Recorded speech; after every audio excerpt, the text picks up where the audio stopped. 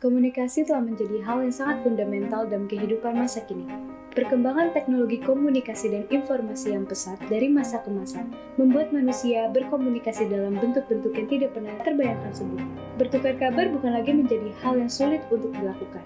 Namun bagaimana jika sewaktu-waktu akses kita dalam berkomunikasi terpaksa harus terputus karena hal-hal di luar dugaan layaknya bencana? Berdasarkan data BNPB, dalam 3 tahun terakhir, sebanyak 10.163 kejadian bencana alam yang mengakibatkan hingga 7.088 korban jiwa membuat Indonesia menjadi peringkat pertama dengan jumlah korban bencana alam terbanyak di dunia. Salah satunya adalah gempa bumi yang terjadi di Kabupaten Mamuju dan Majene, Sulawesi Barat pada 15 Januari 2021, menyebabkan sulitnya akses jaringan komunikasi di lokasi kejadian. Kepala Kantor SAR Search and Rescue Mamuju mengatakan bahwa ia merasa kesulitan untuk memberikan rencana operasi evakuasi korban gempa kepada kantor SAR pusat karena sulitnya untuk mendapatkan sinyal. Jadi, apa sih telekomunikasi seluler dan bagaimana cara meningkatkan layanannya? Mari kita bahas.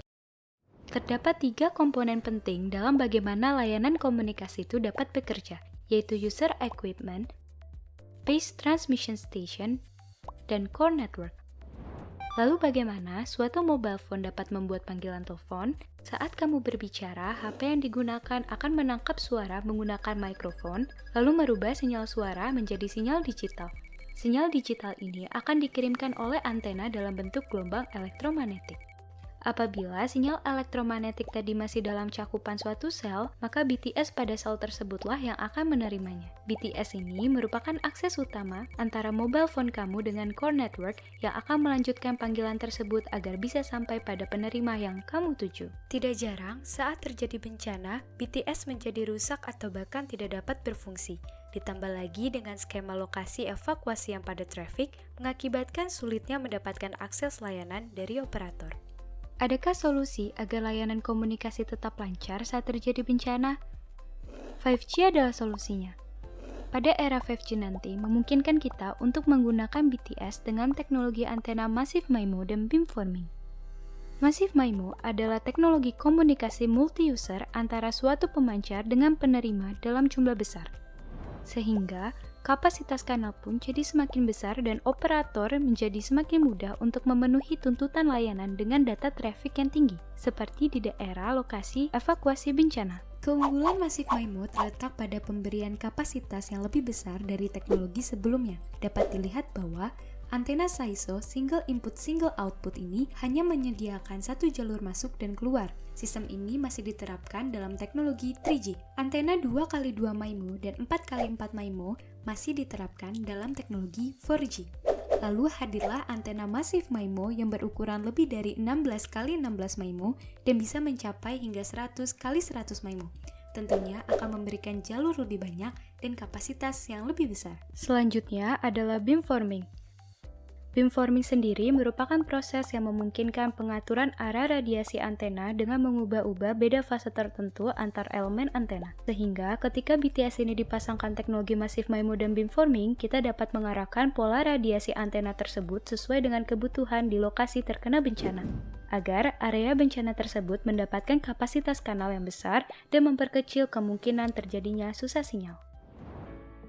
Lantas, inovasi teknologi 5G seperti apa yang ingin diterapkan untuk memperbaiki komunikasi di daerah evakuasi bencana?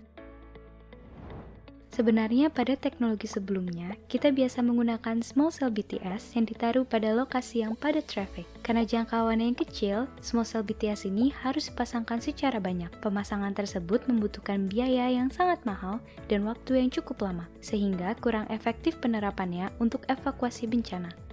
Maka dari itu, kita menawarkan alternatif lain yang lebih murah dan siap pakai, yaitu penggunaan virtual small cell dengan BTS Massive MIMO dan beamforming pada daerah bencana yang trafficnya tinggi, atau disebut juga daerah hotspot. Nantinya, pada daerah virtual small cell akan ditunjuk satu UI yang memiliki kualitas kanal dan daya baterai yang lebih kuat untuk dijadikan sebagai cell head, di mana UI lainnya akan menjadi anggota. Nantinya cell head akan mengumpulkan data traffic dari setiap anggota UI dengan jaringan seperti Bluetooth atau Wi-Fi. Setelah itu, data traffic dikirimkan cell head ke BTS terdekat.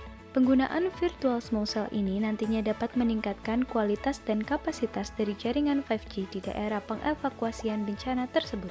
Lalu nanti user equipment akan saling terkoneksi dengan jaringan seperti Bluetooth atau Wi-Fi. Dengan demikian, UI yang masih menggunakan teknologi terdahulu pun masih dapat terhubung dengan VSC. Kondisi existing korban bencana saat evakuasi dan pasca bencana memiliki jumlah yang sangat tinggi, yaitu sebesar 70%.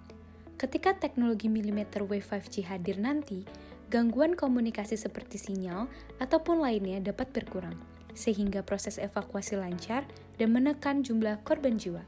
Lalu bagaimana jika pada daerah bencana memiliki BTS yang rusak? Skenario pertama yaitu mengarahkan beam antena BTS terdekat lainnya untuk memenuhi kebutuhan di daerah padat traffic tersebut.